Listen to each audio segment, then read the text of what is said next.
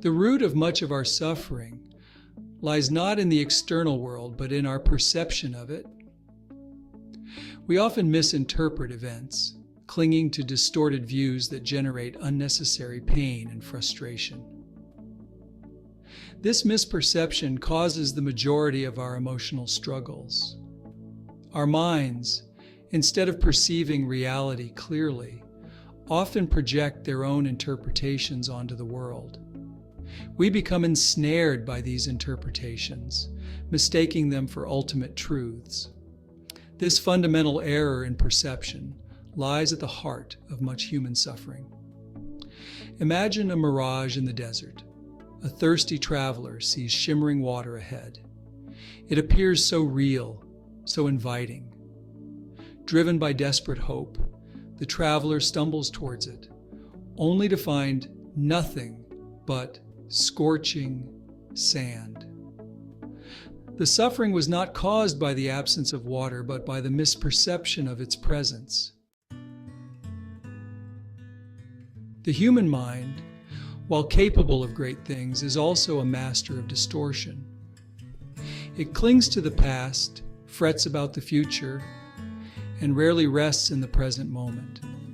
This incessant mental chatter creates a world of illusion, where fears and desires loom larger than life itself.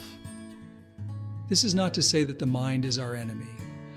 Rather, it's about recognizing that the mind, left unchecked, can become a source of suffering. When we identify too strongly with our thoughts and emotions, we become lost in an illusion of our own making. We forget that we are not our thoughts, but the awareness behind them. The ancient concept of Maya, as understood in Buddhist and Hindu traditions, sheds light on this human predicament. Maya refers to the illusory nature of reality, the veil that obscures the true nature of things. It's the tendency to mistake the impermanent for the permanent, the unreal for the real. Just as a magician's tricks can deceive the eye, Maya can deceive the mind, leading us to believe in a world of separation and suffering. We chase after fleeting pleasures and resist inevitable pain, all the while overlooking the peace that resides in the present moment. Section 4. Case Study. The Agony of Attachment.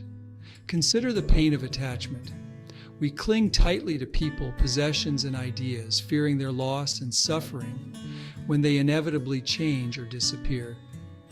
This suffering arises not from the loss itself, but from our perception of it as a permanent state. We forget that change is the only constant in life. By clinging to the illusion of permanence, we create our own suffering.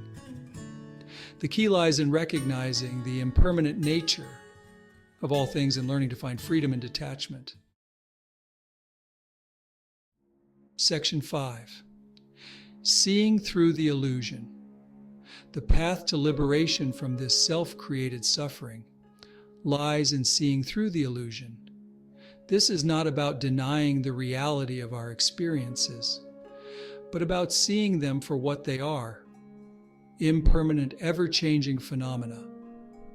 It's about recognizing the distortions created by our minds and choosing to align ourselves with a deeper truth. This shift in perception requires a conscious effort to cultivate presence, to become more aware of our thoughts and emotions without judgment.